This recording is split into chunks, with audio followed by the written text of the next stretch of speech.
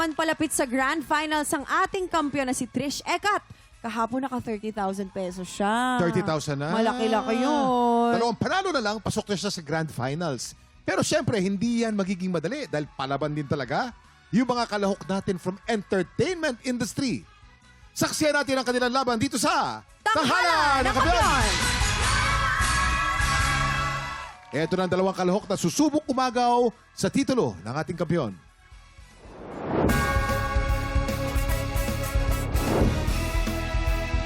Ako po si Sedi Pagsinuhin, freelance singer mula sa Sariaya, Quezon. Nang unang try ko dito, syempre po nagdududa po ako sa sarili ko kung kaya ko po ba. Pero nung nasubukan ko po, nagkaroon po ako ng lakas na loob. Marami pong mga opportunities po na nagbukas sa akin, marami pong mga gigs na nadagdagan. Then, isa pa nga po dito is yung nakakapunta po ako sa malalayong lugar dahil po sa talento ko. Si mama at papa, yung mga kapatid ko. Yan, isa po sila sa mga pupush po sa akin na para ipapatuloy po yung pagkanta. Para po sa kanila itong pagsali ko po dito. And mas pagbubutihin ko pa po yung gagawin ko performance. Dala-dala ko po yung hometown ko, Sariaya, Quezon. And para na rin po maipakita na ang mga Sariayahin is magagaling, lalo na po pagdating sa pag-awit. Ako si Pau Rubio, ang live streamer ng Pila Laguna. Nag-start po ako mag-live stream noong 2024. Nung una po, natatakot po ako kasi baka hindi ako magkaroon ng gifters, ganun po. Tapos, nag-try po akong sumali sa mga singing contest po sa live stream po. Yun po, yun ang nanalo naman po ako doon. And yun po, doon po nag-start makakilala ako ng iba pong mga live streamers. Nasa-start na po ako makipag-collab at ayun po, kaya din po ako nag-decide sumali po kasi yun din po para matuwa naman po yung nanay ko, malibang niya yung sarili niya at malaman niya na kasali sa contest yung anak niya. Una sa lahat, yan, mahal na mahal kita, miss na kita, lagi kang magdasal at kahit anong problema pa yung pagdaanan nating lahat, lagi mong tatandaan na meron kang mga anak dito na uuwian.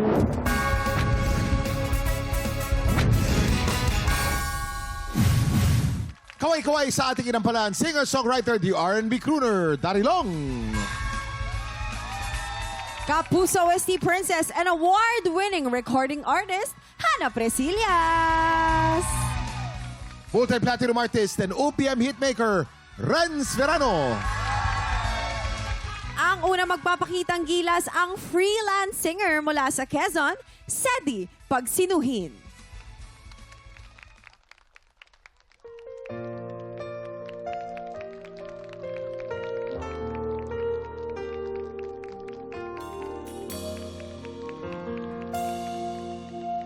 Buhay ko ay sa'yo lamang pa ako.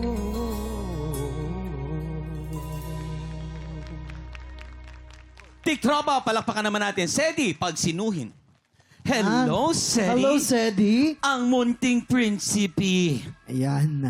Sedi. Sedi. Oo. Good luck sa'yo, brother. Tignan natin kung ano sasabihin ng ating inampalan. Hi, Darrell? Sedi. Alam mo, gusto ko yung unang verse. Parang pansin ko nga, or yung observation ko nga, parang pang K-drama na yung way mo kumanta, yung kala mo OST ng K-drama.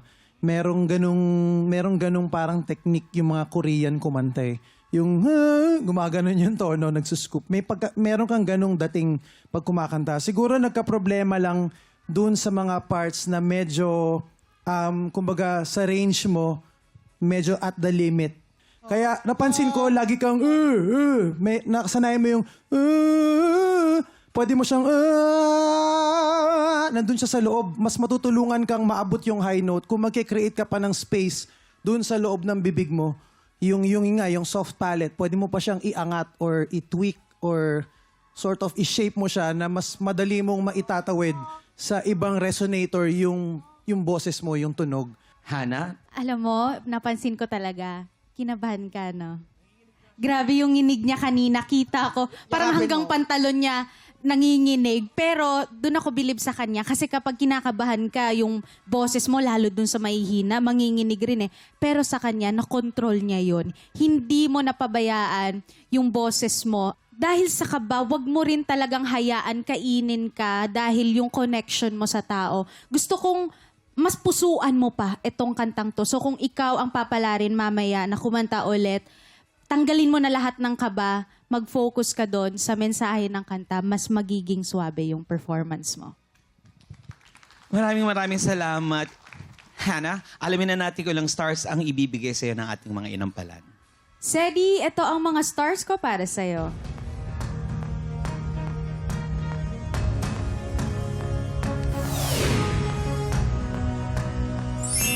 Three stars. Sedi, ang stars naman na binigay ko sa iyo ay...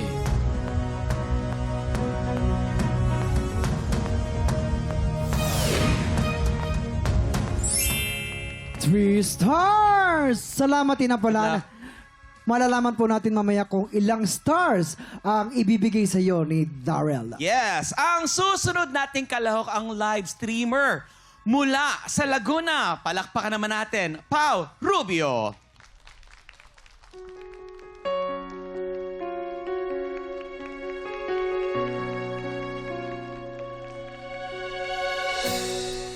Bakit hindi na makita?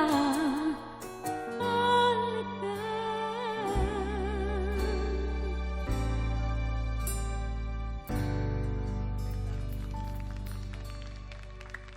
Tikrapa, Pau Rubio. Galing naman ni Pau Rubio. Dito tayo sa second floor, Pau. Ay, teka lang, ba't ka naiiyak, bebe? How are, Naiyak ka. are you Okay ka lang? crying? O nilalamig ka lang? Umiiyak Ah, ka ba? kinakabahan daw siya. kinakabahan ka ba? Sobrang kaba niya, naiyak Ikaw siya. kasi, kinabahan. Kasi umuna ka, sumunod siya. Nangawa ka lang. Asan na ba yung tsinelas Wag ko? na, Waki. Okay na.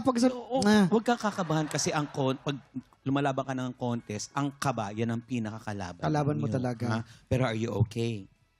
Are you okay? Medyo po. Etong tatlong to, hindi talaga to Kinakabahan. Kahit sa ang laban. Darrell? Okay.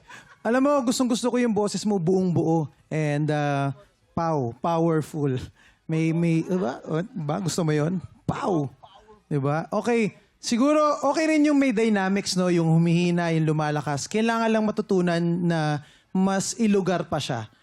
May mga parts na itodo mo yung lakas, tapos biglang nag-drop out or lumaylay yung kasunod. Specifically dun sa pre-chorus. Bago mo in-approach yung chorus, binigyan mo ng, kumbaga binuga mo siya. Tapos pagpasok ng chorus, bigla kang nagpigil. So, ang nangyari, mas na-highlight yung pre-chorus kesa dun sa chorus.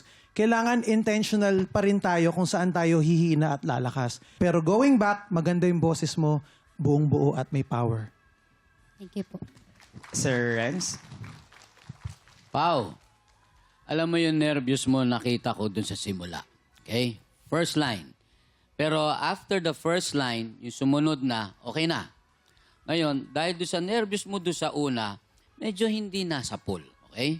Kaya lang, tatandaan mo na ang nervyos, dalawang side yan. Yung isa, nakakasira. Yung isa, mas napapaganda. Okay? Doon sa part na magkakalayo, sa tingin ko, hindi nervyos. Sa tingin ko, kinapos ka ng hinga. Yun. Kaya, medyo hindi mo na-sustain. Ngayon, ang ganda na sana nung dulo mo, na-control mo, pero umiral na naman yung nervyos mo. Medyo nanginig lang siya ng konti.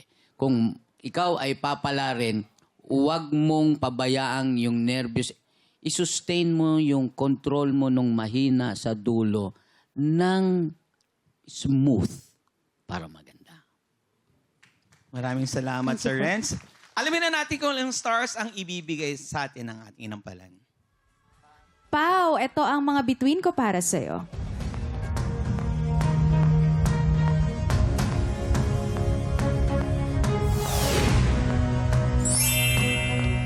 Two stars. Pau, ang stars na binigay ko sa iyo ay...